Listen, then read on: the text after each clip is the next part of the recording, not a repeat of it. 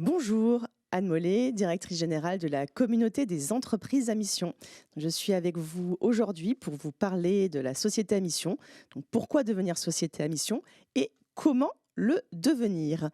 Alors, tout d'abord, qu'est-ce qu'une société à mission? Une société à mission, c'est un nouveau modèle d'entreprise qui permet en fait d'intégrer au cœur de son activité et au cœur de son modèle de gouvernance des enjeux sociaux et environnementaux que l'entreprise choisit et qui vont l'engager donc sur les années à venir. Et c'est une innovation juridique en fait qui adresse la question de l'utilité de l'entreprise. Et la société à mission a été instaurée dans le cadre de la loi Pacte, qui date de mai 2019 et qui est le cadre légal en fait de l'engagement de l'entreprise. Alors cette loi Pacte a prévu 3 niveaux d'engagement. Donc un niveau obligatoire pour toutes les entreprises qui vient questionner la responsabilité de l'entreprise, c'est l'article 1833 du Code civil que je vais vous lire. Donc la société est gérée dans son intérêt social en prenant en considération les enjeux sociaux et environnementaux de son activité. Donc ça veut dire quoi? Ça veut dire que depuis 2019, depuis la loi Pacte, la RSE est consacrée dans la loi et s'applique à toutes les entreprises, tout type d'entreprise, et est obligatoire. Et donc en fait, ça interroge là la façon dont l'entreprise agit et ses pratiques responsables. Voilà, on est vraiment là-dessus. Et la loi de Pacte a prévu 2 niveaux d'engagement complémentaires et pour les entreprises volontaires. Donc il s'agit de la raison d'être et le niveau société à mission, qui est le niveau le plus élevé. Alors la raison d'être, ça questionne le pourquoi de l'entreprise et sa motivation fondamentale à agir. Et la société à mission, donc ça questionne aussi le pourquoi, et on rajoute le comment. Voilà. Comment en fait on s'y prend. Donc la mission vient vraiment interroger la contribution positive aux enjeux sociaux et environnementaux et interroge l'utilité de l'entreprise pour son écosystème et pour la société. Donc ça veut dire quoi? Que la société, dans le cas de la société à mission, on se demande de qui on est en tant qu'entreprise, donc qui je suis, quel futur je veux contribuer à bâtir et aussi quels moyens je me donne pour y arriver. Donc le modèle de la société à mission, c'est un modèle qui est inscrit dans les statuts. Donc on y reviendra tout à l'heure dans le comment, et donc qui est inscrit dans le marbre, on va dire, une raison d'être singulière et des objectifs sociaux et environnementaux que l'entreprise se dote. Et pour que l'entreprise s'engage vraiment sur ce chemin de transformation et respecte vraiment les engagements qu'elle a choisis, la loi a prévu un double niveau de contrôle.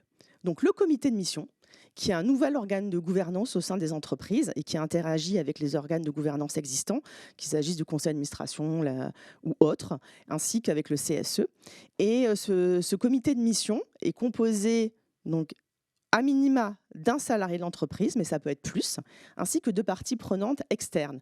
Donc dans les parties prenantes externes, on peut retrouver des fournisseurs, des clients, des acteurs de la société civile, des chercheurs, des experts, des acteurs publics aussi, qui viennent challenger l'entreprise sur les engagements qu'elle a pris et aussi sur la bonne exécution de ses objectifs. Et tous les ans, ce comité de mission doit remettre un rapport de mission au conseil, un rapport de mission dans le cadre de l'Assemblée générale, donc est présenté aux actionnaires dans le cadre de l'Assemblée générale. Et ce rapport de mission donc vient on va dire, valider la bonne exécution de la mission. Et un deuxième contrôle prévu par la loi Pacte, c'est l'organisme tiers indépendant qui vient justement auditer la bonne exécution de la mission.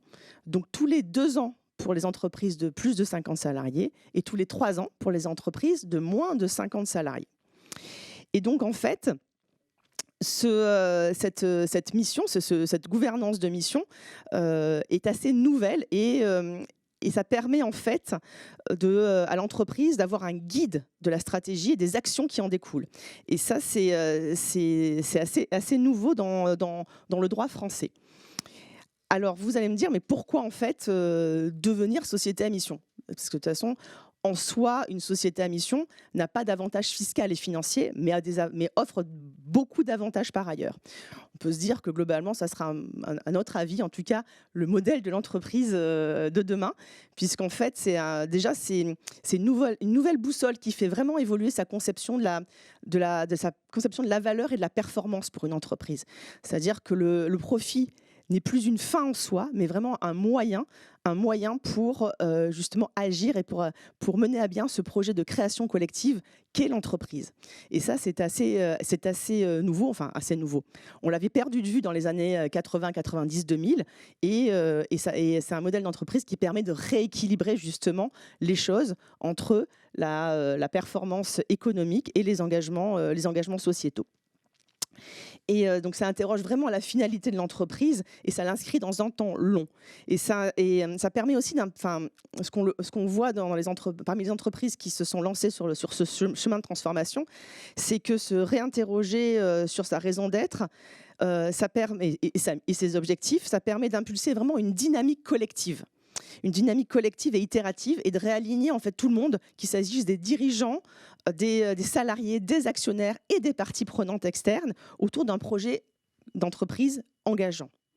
Et ça, c'est notamment important quand pour reposer bien les bases et se projeter et prendre de la hauteur et se réinterroger sur la finalité de son entreprise.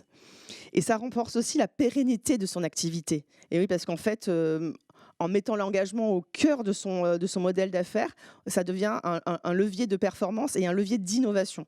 Parce qu'en renonçant à certaines activités, on peut en créer d'autres, et créer d'autres beaucoup plus alignés, on va dire, avec les attentes, que s'agisse des attentes des collaborateurs comme des attentes de ses clients. Et parce qu'aujourd'hui, vu l'urgence sociale et vu l'urgence climatique, les entreprises qui seront les plus pérennes et les plus performantes demain seront celles qui auront intégré les enjeux sociaux et environnementaux au cœur de leur modèle d'affaires. Et puis, comme je disais tout à l'heure, c'est aussi un point d'appui pour transmettre les valeurs de l'entreprise, qui donnent du sens à l'activité des collaborateurs.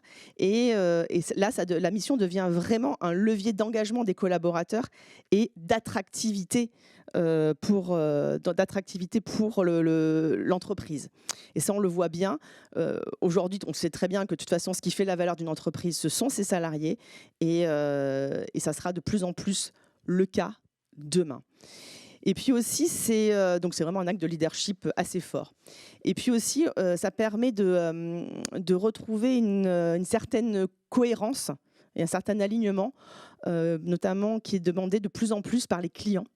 C'est-à-dire que les clients, qu'il s'agisse du B2B ou du B2C, sont de plus en plus attentifs à ce qu'ils achètent, globalement, que ce soit des services ou des produits, à ce qu'ils achètent et à qui ils achètent, et à la cohérence entre les deux.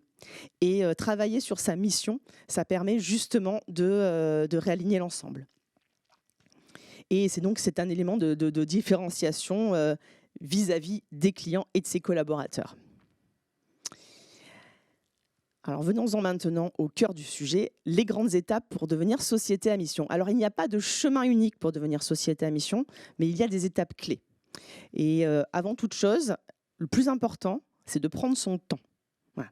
De prendre son temps. En moyenne, une entreprise met entre 6 mois et 24 mois pour devenir société à mission.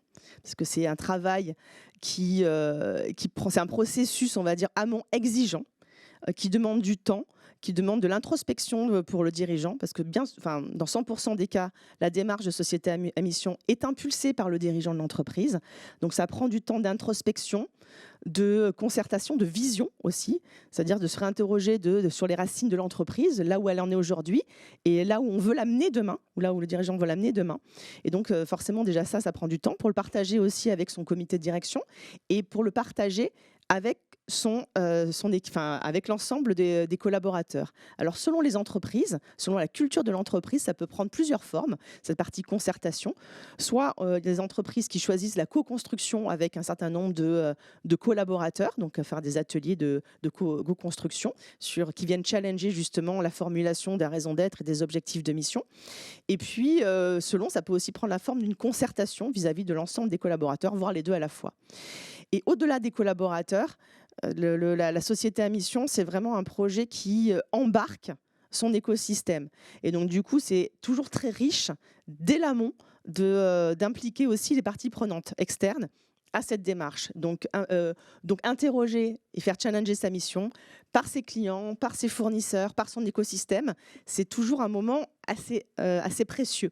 Parce que ça nous renvoie justement, c'est un miroir de ce à quoi en fait on veut arriver. Et donc du coup, toute cette démarche-là, forcément, prend du temps. C'est un travail exigeant. C'est un travail pour aligner justement à la fois l'activité de l'entreprise, ça va guider la stratégie de l'entreprise, ça va guider aussi les actions qui vont en découler. Et donc, du coup, c'est une mission, en fait, une formulation de mission, on va dire, il y a quatre grands axes pour une mission réussie, entre guillemets. Une mission se doit d'être singulière.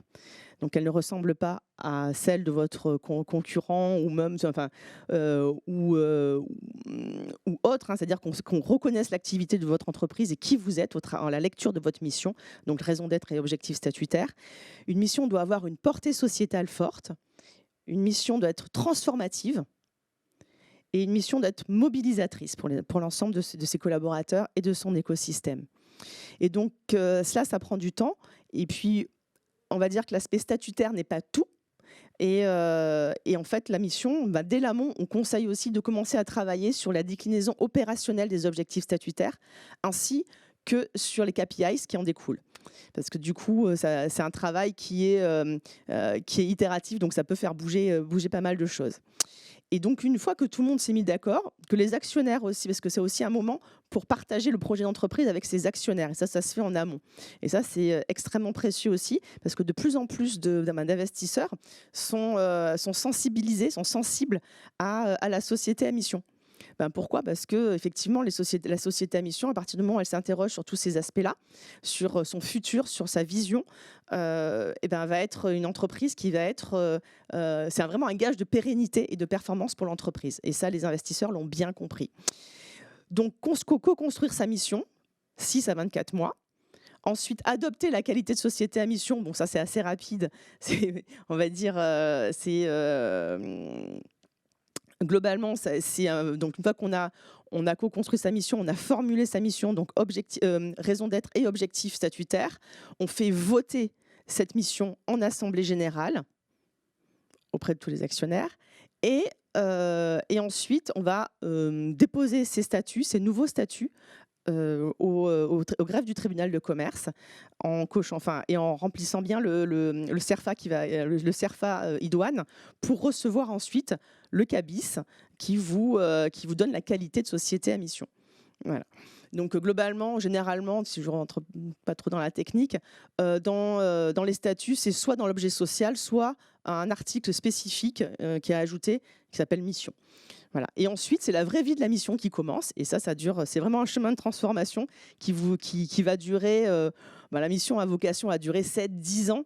Vous voyez, donc c'est pour ça qu'on dit que ça guide la stratégie, parce que les plans stratégiques, c'est plutôt sur de 2-3 ans. Et en fait, il faudra que la stratégie soit conforme à la mission. Et donc, vivre sa mission, ça veut dire quoi ? C'est changer aussi derrière son mode de gouvernance, son mode donc avec le comité de mission notamment, son mode de management, beaucoup plus collaboratif. Et puis, parfois, ça peut amener à changer son modèle d'affaires et à le faire vivre. Voilà, et à le faire vivre. Et tout cela pour être vraiment, faire de l'entreprise, on va dire, un acteur sociétal et un acteur politique qui va au-delà de son rôle économique. Et aujourd'hui, on est tous convaincus que l'entreprise est un bon levier, merveilleux levier de transformation pour l'entreprise et pour la société au sens large. Voilà. Donc du coup, c'est vrai que travailler sur sa mission, c'est contribuer à rendre la société plus engagée et plus durable. Merci à tous pour votre attention et vous pouvez nous contacter si vous le souhaitez, donc via notre site internet entrepriseamission.org. Et vous avez sur ce site une adresse de contact et on se fera un plaisir de vous répondre directement. Très bonne journée.